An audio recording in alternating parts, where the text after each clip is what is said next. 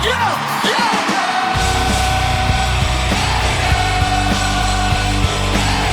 Yeah, we start to play. Steelers by the lake. Wouldn't know what to say. James Strong, Cody Tanner, hosts on the mic. About to dive in deep, keep it live. That's right.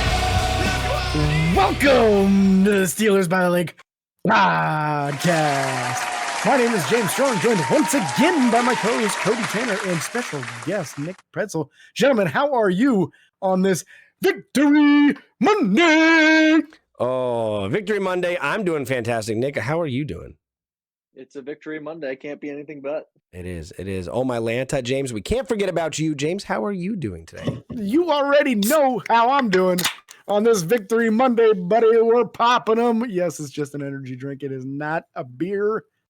Although it could be. I'm done working for the day, so why not? But I'm not gonna. Because you got to work tomorrow. I do have to work tomorrow, and I'd like to drive after this, so I'd rather not be drinking. That's fair. That's fair. He has to go see his lady. Shout out to Erica. So also shout out to Sarah, the wife of our lovely Nick Pretzel up here. They have hosted me recently, and they're great hosts, and they're fun to hang out with. So shout out to her as well. All right, now it's time, James and Nick, special guest Nick. For those of you who haven't noticed that he's here yet, he's, if you're watching on YouTube, he's over here. If you're listening, he's around. We got Steelers news. We got Steelers news before the game that happened. And then we'll talk about this game recap and go over the Commanders versus Steelers impressive game. And there's a lot of things to talk about with this game, a lot of things to go over. Good, bad, ugly, interesting, confusing, lots of things. Before we go too far, Zach Frazier, the center, and the running back and kick return specialist, Cordarrelle Patterson, or as the other good friend of the podcast, Noah Wagers, calls him, Quarter Pounder Patterson, both back on the 53-man roster and ready to play football this week. So that was very exciting. Especially the Zach Frazier one was a little bit more exciting to me personally than the Cordarrelle Patterson. But again, it is what it is. Also, Tyler Matakevich and wide receiver Ben Skoranek activated to the 53-man roster. Very interesting. We talked about Skoranek on the pregame show a little bit. James, you want to talk about the guys that were released because of that? I do, but I'm surprised you passed the microphone for this one. I did, because I don't want to talk about him at all. I don't want to talk about him at all. Jonathan Ward released from the 53-man roster. That's due to the healthiness of Cordarrelle Patterson. Finally, all three running backs are healthy. So Jonathan Ward, odd man out. Look for him to end up back on the practice squad again. The next gentleman is the reason I was so surprised. Cody passed the buck here. Terrell Edmonds, his arch rival, his nemesis, has been released from the team. That was to make room for Tyler Matakevich. Number 44 in your programs, number 1 in your hearts. Yep. He is number 1 in my heart. Totally number 1 in my heart. You want my honest opinion about, I can't even do it right now. That's fine. But I don't want to go on a tangent about. I was going to do something, but I can't do it with the way we're set up right now. That's fine. Both those guys out. Jonathan Ward, I felt like we saw a lot better of him in preseason. Terrell Edmonds, I don't think we've ever really saw better of him, so it's fine. He's gone. Anyways, let's go over inactives for this game, James, before we talk about the breakdown. Yeah, so inactives, very predictable. Really, Kyle Allen. Emergency third string quarterback, Scotty Miller in inactive, which is a new thing. But of course, with the acquisition of Mike Williams, that was the way that was always going to go. CJ Henderson, Nick Herbig still not healthy with that hamstring injury. And then Max Sharping, his first time on the healthy scratch list. So that's a good sign for the health of the offensive line when Max Sharping is actually a healthy scratch, because he's like the back end backup offensive interior guy, guard center, whatever you want to call him. So happy to see that change to the active roster there. Yeah. Now it's time to go over this game, and then we'll talk a little bit about things afterwards as well.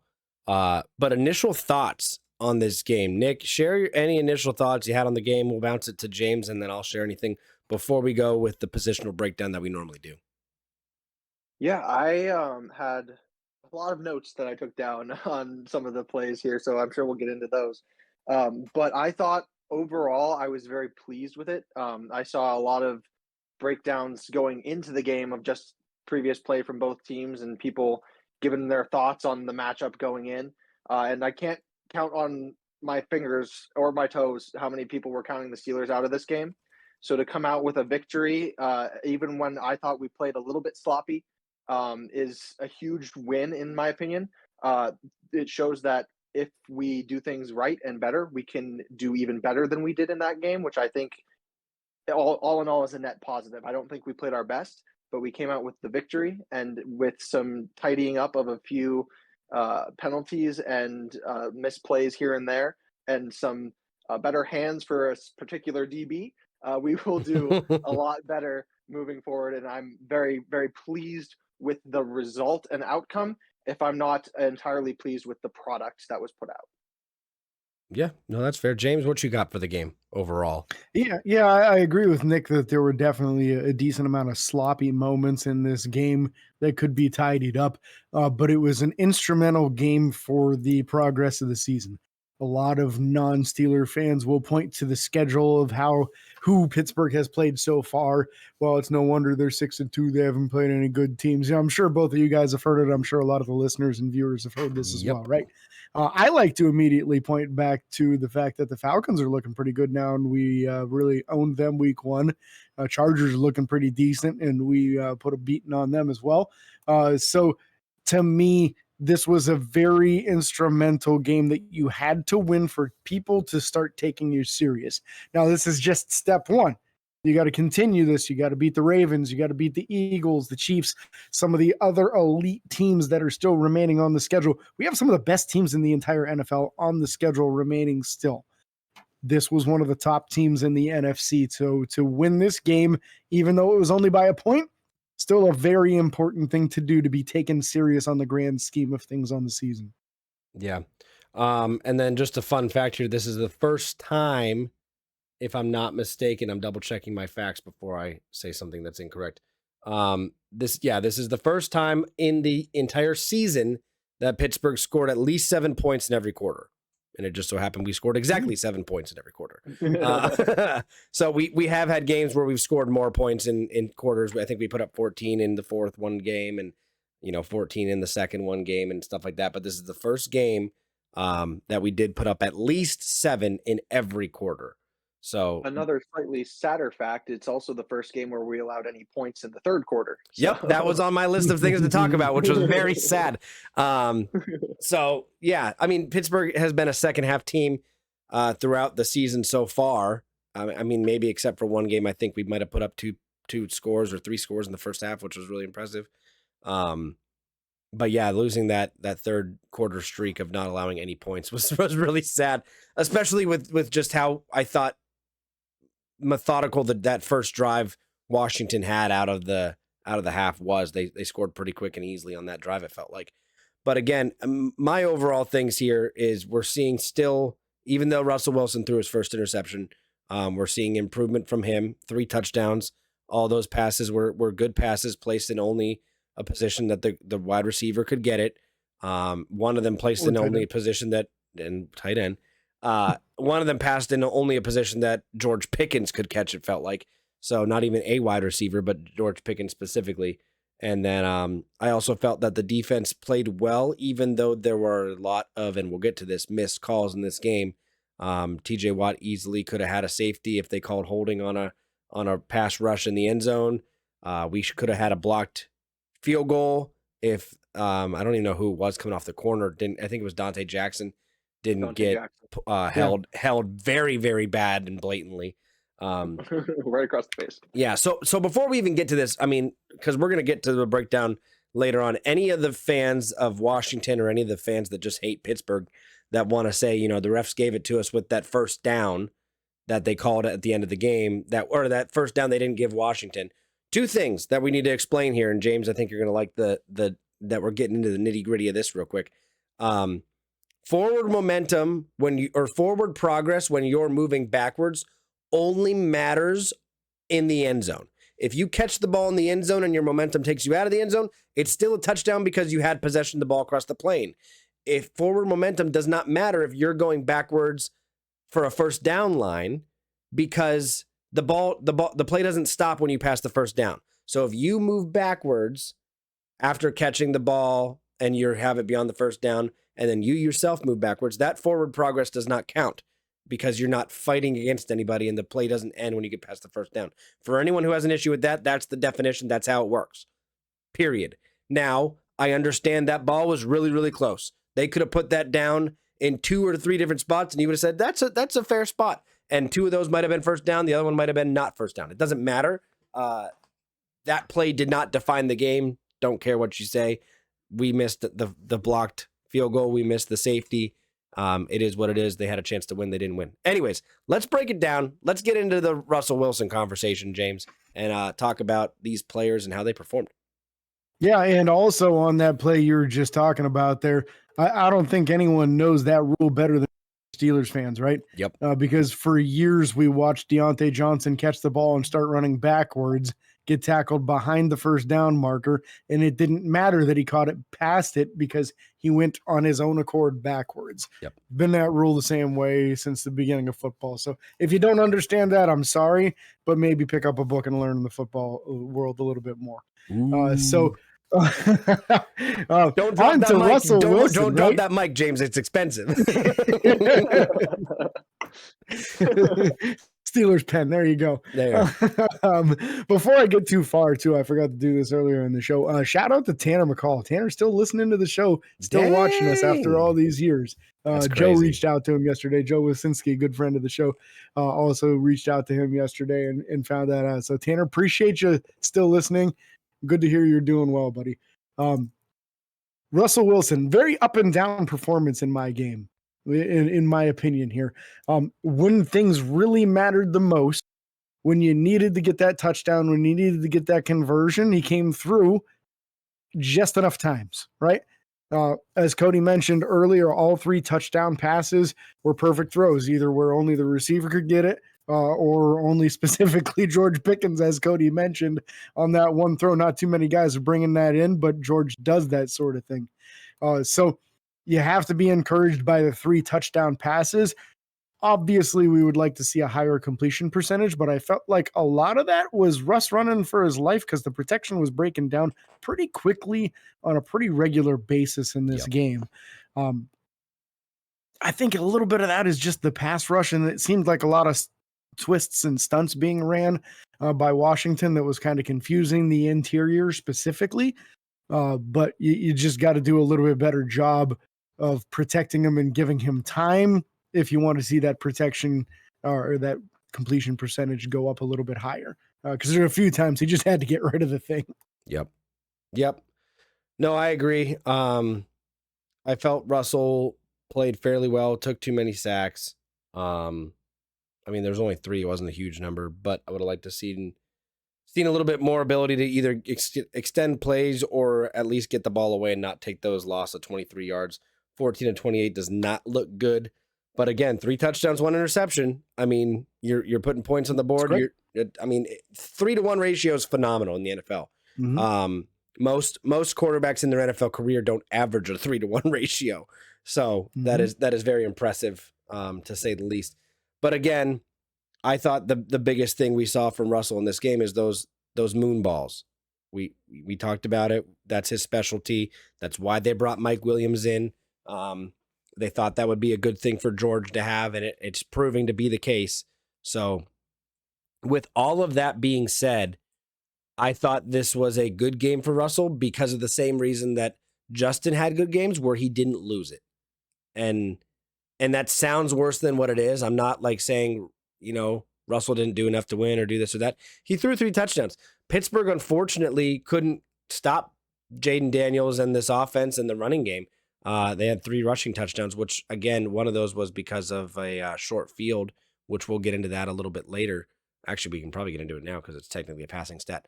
But, again, I thought Russell played well, put up points. That's what we needed him to do. And in the end, we didn't lose the game because of him. So I like it. Yeah, and you have to be happy about that acquisition of Mike Williams. Again, we talked about this on the last show, only a 5th round pick given up for him. And it will be whichever one is the lowest one on the totem pole. Man, showing up week 1 like that with a game winning touchdown. making Omar Khan look like a genius. The other one makes him look like even more of a genius, but we're going to touch on that when we get to the defensive side. Nick, I'd love to hear your thoughts on Russell Wilson's performance today or yesterday. Yeah. Russell, in my opinion, looked very good. He didn't look great, but I thought he looked good. I was one of the harder people on Russell Wilson even after the initial change.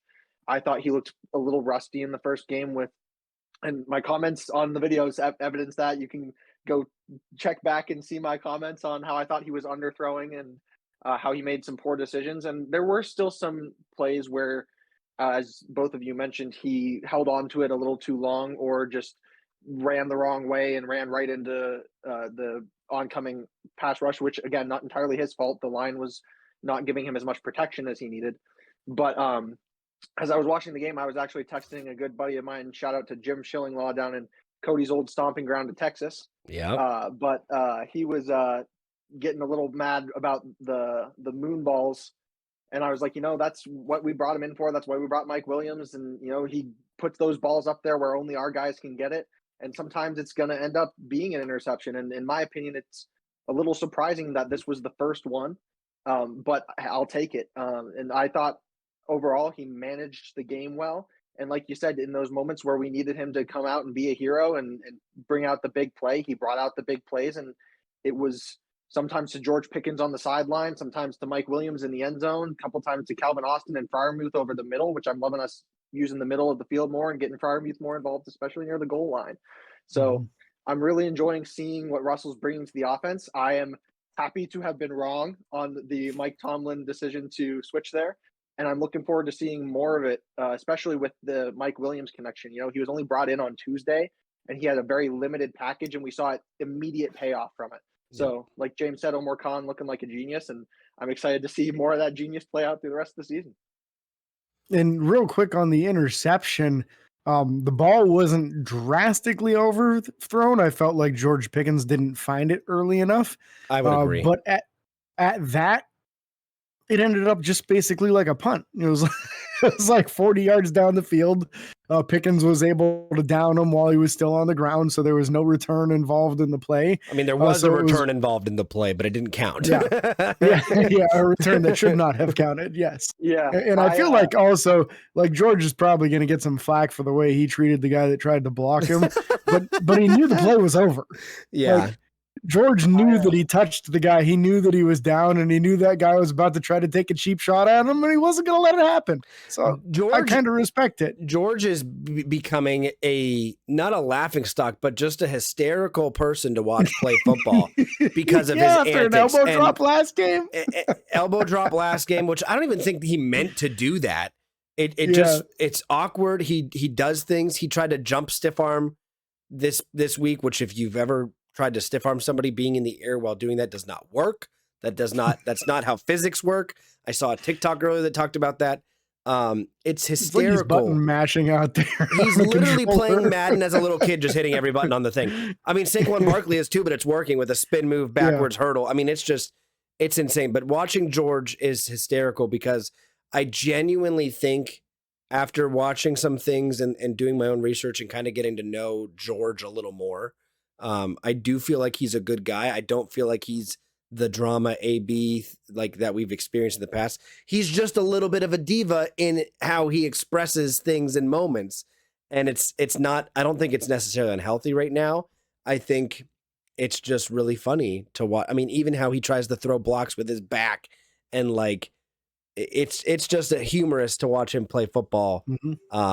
And go out there. I mean, that jump stiff arm against four guys and he was ready to take every single one of them on. It was hysterical.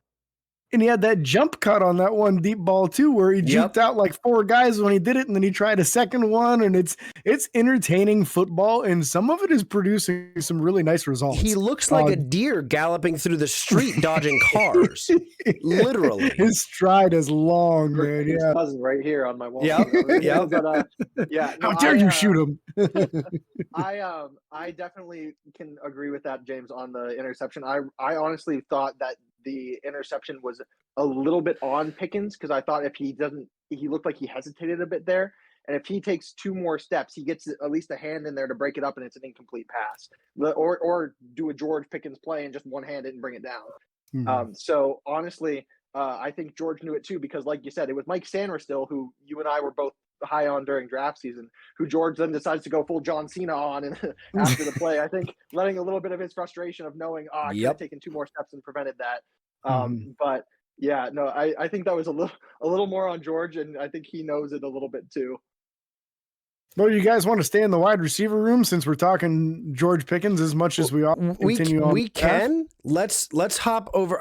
It's as much special teams as it is passing. So let's talk about it briefly. Right.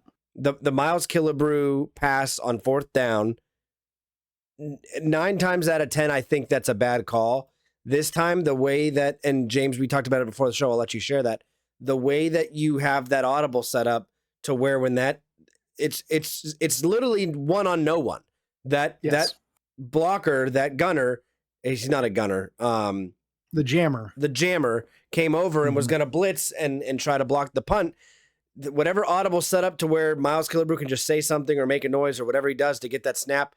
That was a beautifully timed fake, beautifully called fake, beautifully executed, except for the fact that apparently James Pierre can't catch. Very unfortunate. Very like that would have. I don't think this game was as close as it looked on paper. I think if we get that conversion there, we go get another touchdown or at least a field goal that drive. 10-0 to start the game off.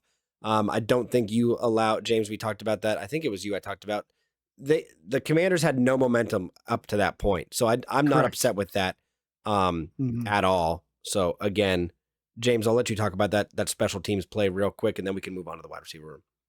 Yeah, and this is something that just kind of shows the genius of Danny Smith coaching wise. This is a built-in audible that if they see this happen, you immediately call this, right? It's very similar to if you see a fake field goal and it's a run to one side where one side is overloaded, they'll just audible and immediately fake to the other side and know that they have the numbers and they should be able to convert. So similar idea. You got your gunner out there, who is the guy that's going to go cover the punt.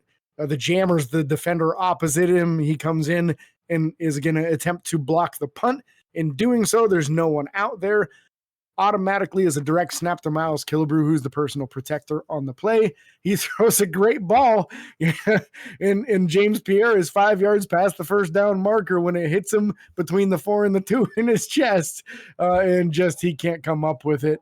And unfortunately, as Nick said pregame, that's how we know that he's in the right position. He's a defensive back, not a wide receiver, because he can't catch.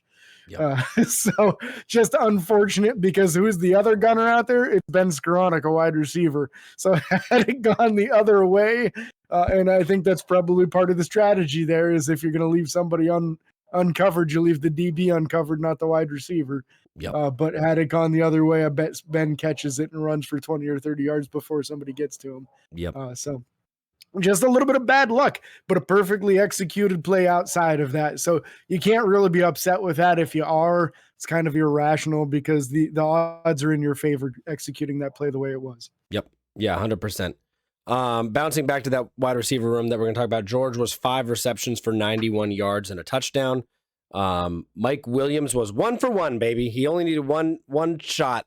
He was only targeted once. He caught the ball once, and it was 1 touchdown. So a phenomenal game from him. I don't care that it was 1. If you got that out of him every game, we're pretty satisfied with that trade.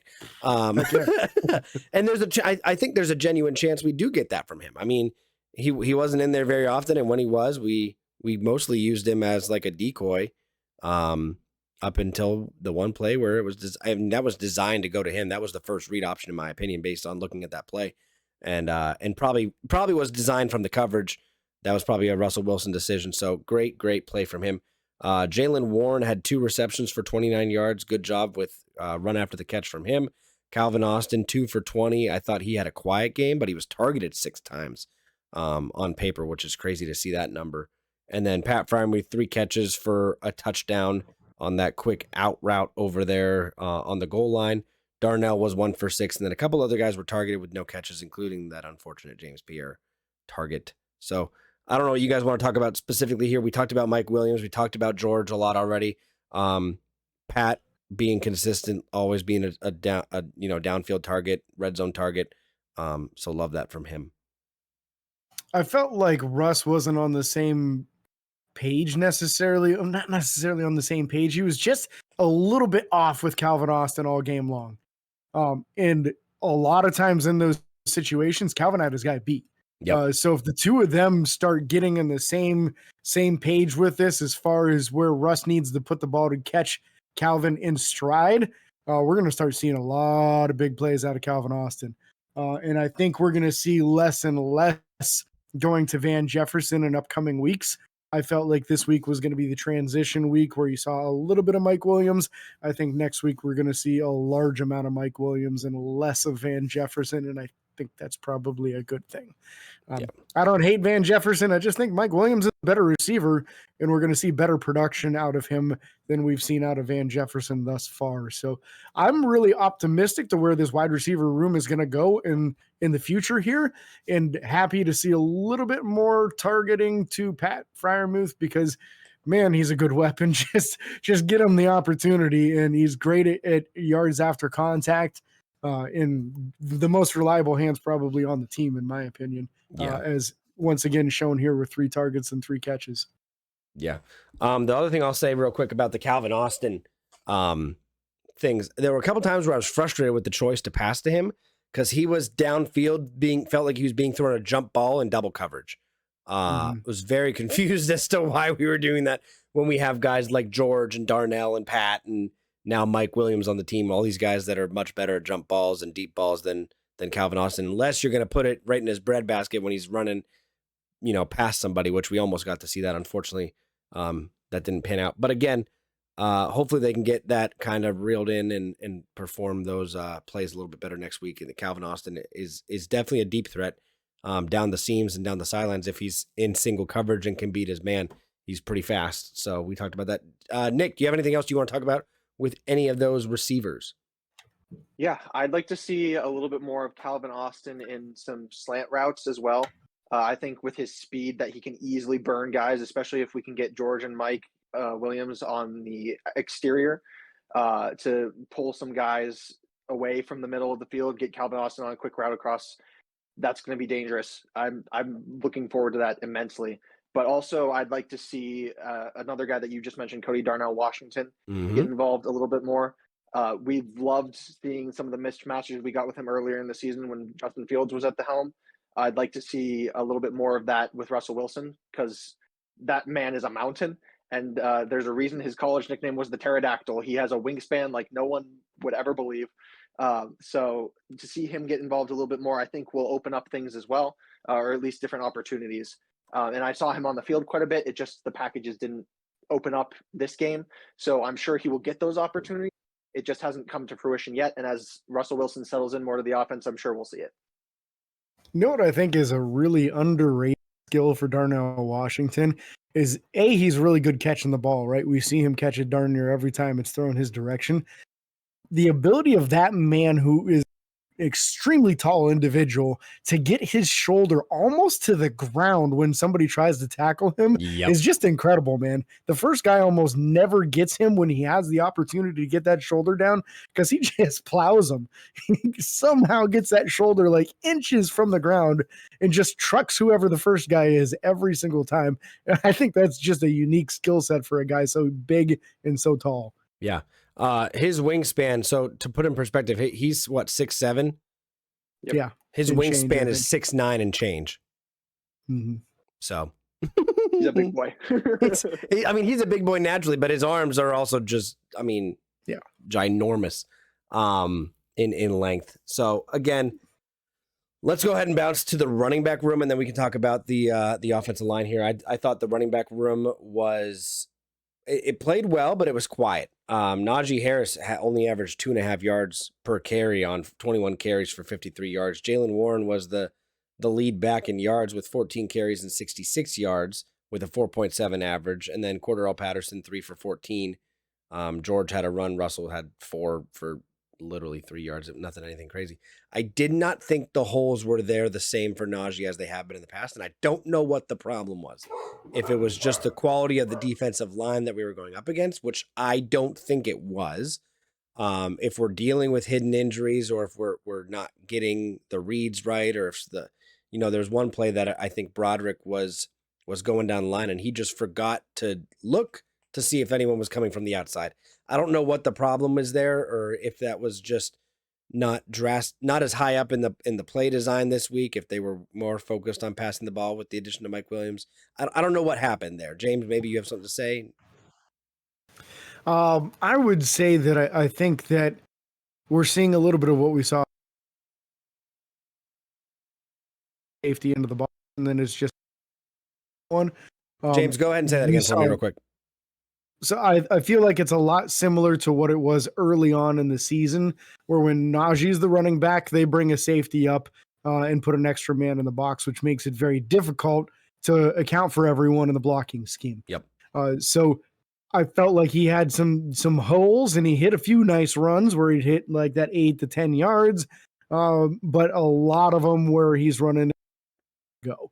And then the flip side of it, Jalen Warren seemed to have a little bit more room. Oftentimes they back off as they're not as concerned when he's on the field. But we got to get him to have a little bit better ball security. That's been an issue for him as a Steeler. I do understand that the NFL has said that should not have been ruled a fumble in that particular situation. Yep. But the same thing is, if you don't put it on the ground, then they don't have to decide whether it's a fumble or not. So Jalen has got to do a better job of securing that football, because he's the explosive guy out of the two of them. He's the one that breaks the big runs for Pittsburgh.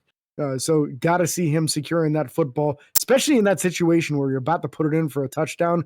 Man, that's an awful position to be fumbling the football. It's giving you the opportunity to put a game away, and you're literally fumbling that opportunity away. Yep. Very unfortunate. Nick, what you got? Yeah, I was going to comment on the Warren fumble as well.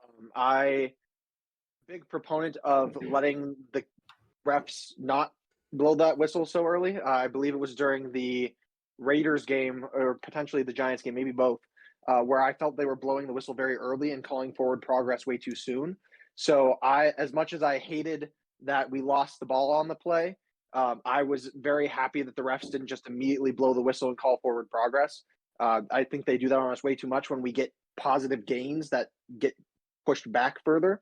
So I'm hoping that in the future it works out for us and they continue to let us get the forward progress and don't just blow it dead.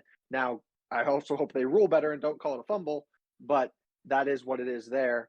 And in terms of the offensive line, I think I know the play you were talking about, Cody. I made a note of it here.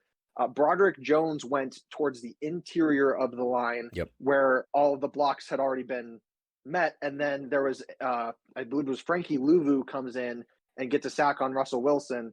And it was Darnell Washington and I believe Michael Pruitt on the outside, because we had two tight ends in. They met the guy on the edge, but then Frankie Louvu just goes unblocked, and Broderick Jones just standing there trying to figure out who he's supposed to be blocking. That was the play. And got caught with his pants down, essentially. So it would, if he had remained and kind of just backed up a little bit, he might have been able to set the block instead of going left towards a guy that already had two guys on him, in McCormick and Frazier. But they also were having a bit of trouble holding that interior spot, so I can kind of see why he was leaning there to help. They got beat by Dante Fowler there several times, I believe, for 2 sacks during this game. So I can see why he wanted to go that way, to sort of assist with where they had been getting beat. But on that particular play, it allowed a free rusher to the quarterback, and it ended up being a sack. Yeah, so the play that I thought, so it wasn't a running play. We're talking about the running backs. It wasn't a running play that block happened. But again, I think that goes back to talking about how I wasn't sure. But James, you're right. When Najee's in there, and that was almost the frustrating part. Najee was out for a little bit with what appeared to be some kind of injury or, discomfort in one of his legs. And then the first play he came back in, they tried to run it. He got tackled for like a 2-yard loss. And I'm like, you can't just run it every time he's in there. Like the first play he's in there, you got to do more play action. I wish that we would utilize it more. Russell Wilson is very good at play action. But I'm hoping that the blocking does get better moving forward. This was a decent defense. You were right. Dante Fowler with 2 sacks. Louvu had the other one, obviously. We talked about that as well. But I do hope that we either incorporate different schemes or we can get our man's. I mean, and that specific play, Nick, that me and you were both thinking of, maybe that was just a they showed blitz on the left side, happened to blitz on the right side. There's a lot of things that I don't remember about that play. I don't have access to the 22-man film yet. That's coming. Don't worry. So I'm curious to see if you'd see something different from looking at that play again. Maybe they showed a corner coming up or an outside linebacker, and then he stepped back. So, but hoping that they can make some fixes with the blocking schemes and the running game for next week, as we have a big opponent next week with the Baltimore Ravens. So very excited for that. But let's go ahead and James, you want to talk more about offensive line, guys? What else did you see? No, I didn't have anything major from the off. Bit of maybe some miscommunication on handing things off and picking up those twists and stunts and delayed blitzes. So I feel like that's something that's going to be cleaned up with time. This is the first week with Zach Frazier back into the lineup there. Yep. So I think these guys are going to communicate with each other better as things go on, and we'll see that chemistry redevelop as it was developing early on in the season. Yep. Let's go ahead and bounce to the defensive side of the ball. What Pittsburgh Steelers love to talk about. So defensive line wise, I thought Larry Ogunjobi had actually a decent game this game. I thought Cam Hayward had a phenomenal game. He had the one ball batted down that TJ Watt almost picked off. Unfortunately, couldn't figure out where the heck it was. Larry Ogunjobi had 1 tackle for loss. Cam Hayward had 2 tackles for loss and 2 sacks on this game. I thought he was very disruptive on the interior. I think this is probably overall the most active we've seen the defensive line almost all year, I would say. I don't think they've gotten 2 sacks so far this year. Maybe Keanu Benton and Cam got one in the same week, but I don't think. Nope. So this Benton doesn't have one yet.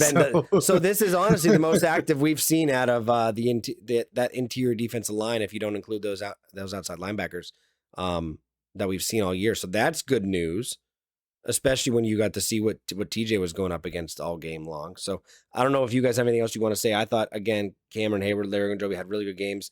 Isaiah Loudermilk had registered a tackle. So did Keanu Benton. Keanu Benton also had a pass breakup as well. Was able to bat down a ball. So active arms, baby, active arms.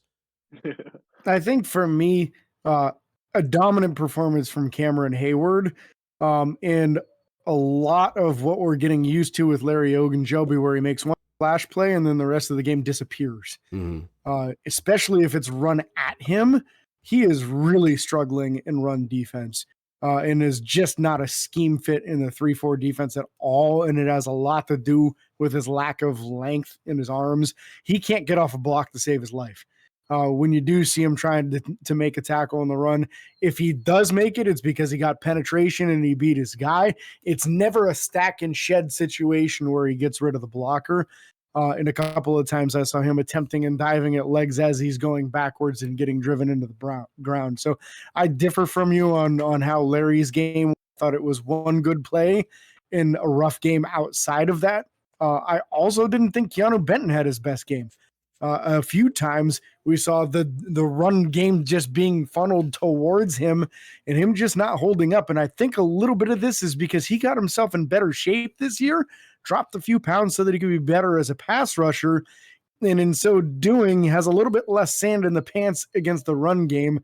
And I really feel like what Pittsburgh should be doing in the offseason here, I feel like Pittsburgh should be targeting a nose tackle for next season and moving Keanu Benton to the outside. I think Keanu Benton is a better fit as a defensive end in this scheme than he is as a nose tackle.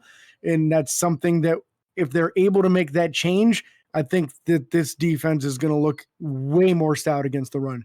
Because right now, Keanu Benton is just struggling in those double team situations because he's just not heavy enough. And he's not heavy enough because he's trying to be in better shape to rush the passer. So that's my only thing with the defensive front is I feel like Cam Hayward can't do it all. And that's part of the reason that we're struggling against the run is we're just not getting enough out of the other defensive linemen against the run right now. Yeah. I'd love to see us pick up a guy like Mason Graham in the draft. I don't think he'll be available wherever we wind up being, but getting that interior defensive tackle might help a lot. Nick, what you got? Yeah, I couldn't agree with you more, James. I also am, quite frankly, a little bit nervous about, to say the least, about the run defense that we've got going here. I was looking into the stats a little bit. 4 of the recent touchdowns scored against us were rushing touchdowns. 3 of which came in this game, and 2 of which in the past 2 games came from 5th round running back picks in Tyrone Tracy from last week with the Giants, and then I believe his name was like McIntosh or something, was the third string running back for the Commanders behind Austin Eckler. So lots of rushing touchdowns there. Last weekend we put up over 100. They put up over 160 rushing yards Jeremy against us, which was a lot McNichols. more. McNichols. Jeremy McNichols, thank you. So yeah, we had 2 games recently with large rushing gains, and we still have to play the Ravens and the Browns twice, which puts us up against Derrick Henry and Nick Chubb twice in the upcoming games. And I'm not looking forward to having to face either of those teams if they can get the ball anywhere near the goal line. Because like you said, Cam Hayward can't do it all. I also would really like to see early round nose tackle taken in the draft. I think that's one of our most glaring weaknesses right now. But Cam Hayward's still there for the time being, which is holding us together barely.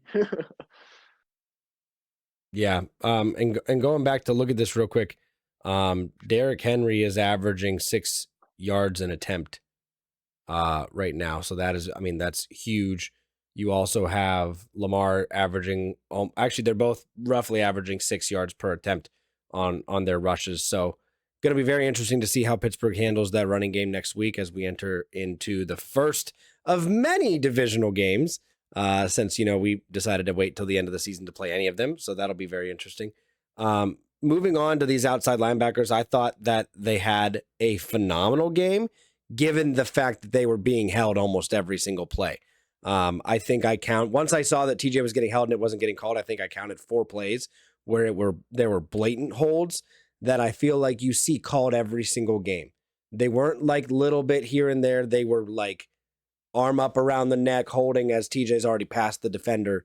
It happened in the end zone that it could have been a safety. It happened to Alex Highsmith at one point. And then this is something that I'm interested to hear you guys take on. Also, Preston Smith registered a sack in this game, the guy that we just brought in. So that was huge.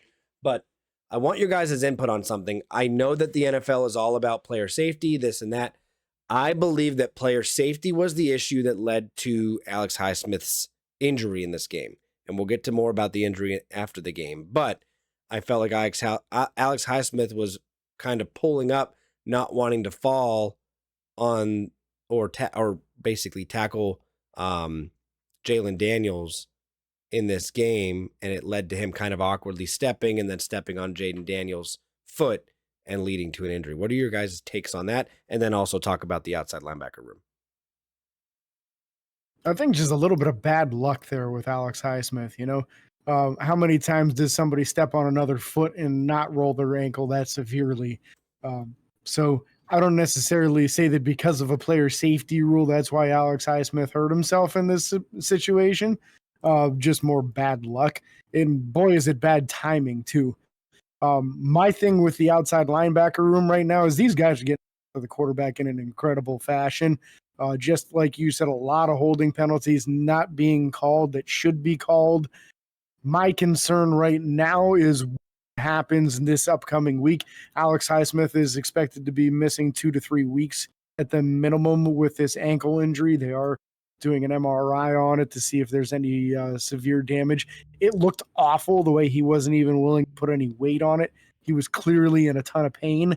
Going against the Baltimore Ravens, if Nick Herbig isn't healthy, he's not your best run defender anyway, so you're probably better off with a heavier dose of Preston Smith than you are of Nick Herbig, unless it's a pass rushing situation specifically. And then I'm cool with Nick Herbig, of course, being out there in those 3rd and long situations. So yeah, I don't think it's necessarily the end of the world, Preston Smith going in there for Alex Highsmith. But my bigger concern here is that when we're getting gouged versus run, they seem to be running towards the interior and trying to stay away from our outside linebackers. And I would like to see the outside linebackers lining up a little bit more inside and forcing these plays to the outside. Yep. allow the linebackers to do the run and chase that they're so good at, because our linebackers are more run and chase guys than they are stuffers on the inside. Landon Roberts is a stuffer, but both Patrick Queen and Peyton Wilson are run and chase guys. So let's start forcing teams to bounce it outside more. Because I think it's a capability both of TJ Watt, Alex Highsmith, and Preston Smith to be able to stack an offensive tackle and then kind of force it and then maybe even still make the play. But if you're lined up 2-3 yards outside of that offensive tackle, you can't help on an interior run play. So I'm really hoping to see that be something that is changed and have them line up inside a little bit more. Yep. Nick, what do you got? Nothing to add to that, really. I pretty much said it all. Just hope Alex Highsmith gets better in a good amount of time, and hopefully it's nothing too serious. Fair. Interior linebackers, excuse me. I thought this was one of the greatest games we've seen from Patrick Queen as far as a run defense game. We haven't even gotten to see a lot of him in the way that we've wanted to see in pass breakups and in the pass coverage game. However, this game, we've talked a lot about Landon Roberts and, Peyton Wilson and their ability to play the run and their ability to stuff the run or at least stuff runners in this game. There were 2 times that I can remember very clearly that Patrick Queen either hit the guy behind the line of scrimmage or at the line of scrimmage and made the stop, made the play. I was very impressed with Patrick Queen this game. I thought it was a massive improvement. He had 2 tackles for loss, a pass breakup, and 7 total tackles on this game. Landon Roberts registered 5 total tackles. And then Peyton Wilson, I don't know if he, again, an injury thing or whatever, I felt like we saw less of him. Only 1 tackle recorded in this game. But again, it was nice to see Patrick Queen's improvement on that ability to stop the run. Yeah, I thought a very disruptive game from Patrick Queen. He really covered a lot of ground in this game, was hitting people pretty hard too. So I liked what I saw out of him. Again, we're looking for that game where we get it from both guys, and we're still looking for the splash plays from our middle linebacker room, right? Where are the interceptions? Where are the forced fumbles? We don't seem to be getting that out of this room, so I'm really looking for that to happen. This upcoming week would be a great week for them to start doing it. Yep. 100%. Patrick Queen revenge game incoming. If he's going to have his best game, this is it, man. It's it. I'm just and saying. Him versus Derrick Henry, we're going to see a couple times for sure. So that's not the greatest matchup for it's Patrick not, Queen, but I think he's going to play pretty well. He's a small middle linebacker. I think he's going to play fairly well. So I'm excited for that. Anything else for the middle linebacker room? No, before we move on. Cornerback room, secondary cornerback room, however you want to do this. Joy Porter, I feel like had a mediocre day at best. He had a couple penalties that cost us big. The one he played it perfectly. You just can't armbar. Like you got your body in front of the wide receiver. Don't let him run through you. Play the ball. That's an easy no call in that situation. Maybe even an easy pick. I feel like that's just a thing that he's going to grow into. He's still young. It's only his second year. We don't expect him to be Deion Sanders out there or Rod Woodson or anything crazy like that. So give him some time to learn from that. Dante Jackson, I thought, had an okay game. Again, could have very easily had that blocked field goal. Unfortunately, didn't get there. What else did you guys see out of these guys? And is there anyone else you want to talk about in that cornerback room? I felt like if anyone had a good game, it might have been Cam Sutton, getting a pass deflection later on in the game. He had some nice coverage snaps as well. Beanie Bishop kind of up and down too. So I kind of felt like the normal starting 3 were very up and down throughout the game. Nobody making big plays, nobody getting smoked badly either. Even James Pierre seemed to get a decent amount of defensive snaps, did register a pass breakup in this game, but it was on an underthrown ball that honestly he was beat on. Had it not been underthrown, he might not have been able to get in there and make the play. So I'm not 100% sure why Pierre got as many snaps as he did. I would much rather see any of the other 4 corners out there than see Pierre. So we'll see how this goes in upcoming weeks as we're hearing that Corey Trice might be getting closer and closer to returning from his injury. And when he does, I think we'll see CJ Henderson be the odd man out. Yep. That'll be unfortunate for him. Nick, do you have anything else? Yeah, I just was gonna comment a little bit more on Joey Porter Jr. I thought this was one of his worst games of the season so far, and Hmm. that's saying something, especially because he wasn't terrible. He just wasn't his normal caliber, in my opinion. There were a few times when he was beat where I thought he shouldn't have been, but that's obviously way better than anything I could do. But again, like you said, he's young, and the armbar mistake is something that he'll learn from, and I'm sure that Tomlin will highlight with him this week. Uh, to be like, hey, you can't be throwing that arm there. And if you don't, then we don't get the penalty, and it's a momentum shift, and that'll be a point of emphasis, I believe, this week to kind of like take these moments, coach these guys, and a lot of these younger guys who, once they iron out a few of these things that they still need to do, are going to be staples of this defense for a while. So it wasn't their best game, but it's still really positive that these are some of the worst mistakes they're making throughout the year. Yep. Yeah, I'm right there with you. Looking at the secondary, the safety room, Deshaun Elliott had a good game, 1 tackle for loss, 6 tackles. Minka a quiet game for Minka. He had one really big tackle that I remember where he stopped the guy from getting a first down. I don't remember what happened, if that affected the overall drive or not. But I was impressed with the tackle. Still waiting for Minka to kind of be Minka this year. I don't know what's going on. I feel like we're getting phenomenal play from Deshaun Elliott over and over and over again with some of the plays he's making. But Minka has no forced fumbles, no pass breakups no pass breakups in this game, but no forced fumbles, no interceptions. He's just kind of having a quiet year. And I don't know if that's a good thing or a bad thing. I feel like it's a bad thing. It's a tough thing, right? It's a tough thing because in this game we saw him have a hit on a guy over the middle where he interception, doesn't get credited for pass deflection in that particular instance, but I feel like the hit that he put on the guy is exactly why it was an incomplete pass, and it should register as a pass deflection. Even if he didn't hit the ball, he's the reason that it was an incomplete pass. Previous to this game, on the entire season, Minka Fitzpatrick has only been targeted 15 times the entire season. Yeah, that's what I was going to say. 15 times. That is very difficult to get interceptions when the ball's never being thrown your way.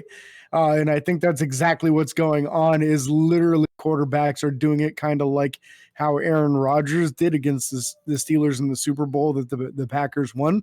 He looked around the field. Where's 43 at? I'm throwing it anywhere but where 43 is. I think that's what's happening a lot now, is that the quarterback opposing to the Steelers is looking, where's 39 at? I'm throwing it anywhere other than where 39 is. So tough to get interceptions when you don't get opportunities. And I think that's why we're seeing so much out of guys like Deshaun Elliott and Beanie Bishop and all these other guys, is because they're getting targeted more. I saw a stat line last year, I believe it was for Trayvon Diggs, and people were singing his praises. And he's getting these interceptions because they're targeting him, because oftentimes he's in bad coverage.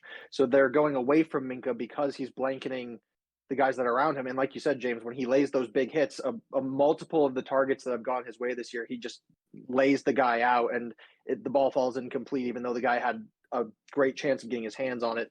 But it was just Minka was there.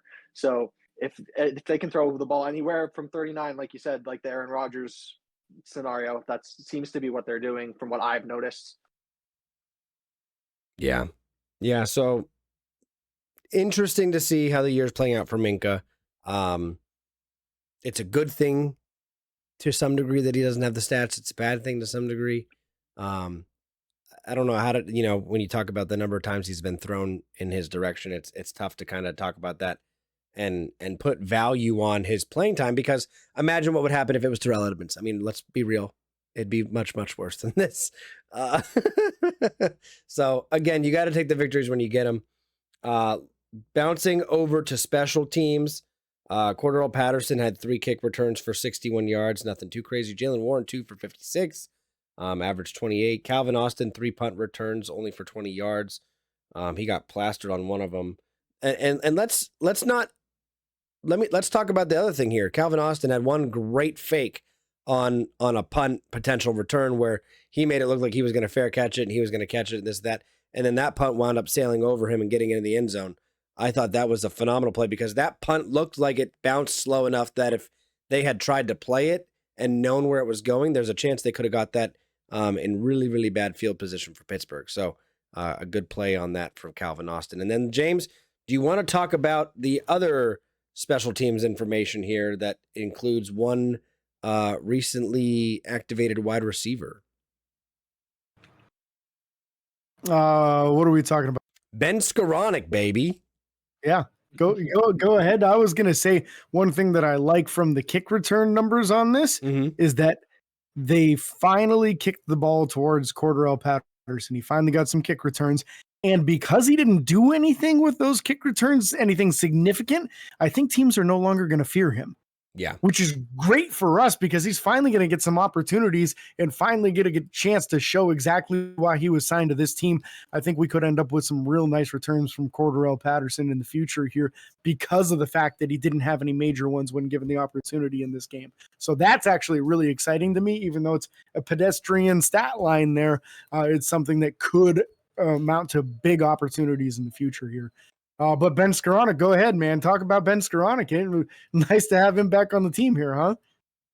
Yeah. I mean, he there was one punt that happened. Actually, there were two muff punts in this game. And thankfully, the second one bounced almost like right off the guy's face. And Ben Skoranek was right there playing, being the good gunner that he is, played the ball, got on it. And that was a huge momentum swing for us. And I think, did that wind up leading to our first or second touchdown? Second touchdown. I believe it was actually Tyler Matakevich who recovered it because I saw him right there and I said, I don't know what he said to Zacchaeus, who was the guy who was trying to field it, but it looked like he got right up in his face and Matakevich bounced on it. I believe was the one who recovered it. Ben Skoranek was given the stat and I saw him stand up with the ball. So they were both right there. Yeah. And so both the guys recently activated to the 53, so that we'll take that. Three guys in this game. Four if you include. So the two guys we just signed, Preston Smith and Mike Williams, and then also Tyler Matakevich and Ben Skoranek, immediately having impact in this game. You love to see that from those high caliber guys that you bring in and trade for, and then the low caliber guys that you bring in and reactivate or whatever that have been riding practice squads for most of their career or back end of the roster, and they come in and make plays. So love to see that from these guys. Sticking with special teams, Boz 4 for 4 on extra points. Boz for president. No surprise. And then Corliss Waitman, 5 punts, 212 yards, 3 of them inside the 20. One had a very good bounce. We got them down, I think, inside the 5 or the 10-yard line, something like that. So one nasty shank too, but that's his first one of the season, I think. So first one, and he was under a lot of pressure. Yeah. So you don't mind that being, if he has one every, what is it now? 7 games? 9 games? 9 games?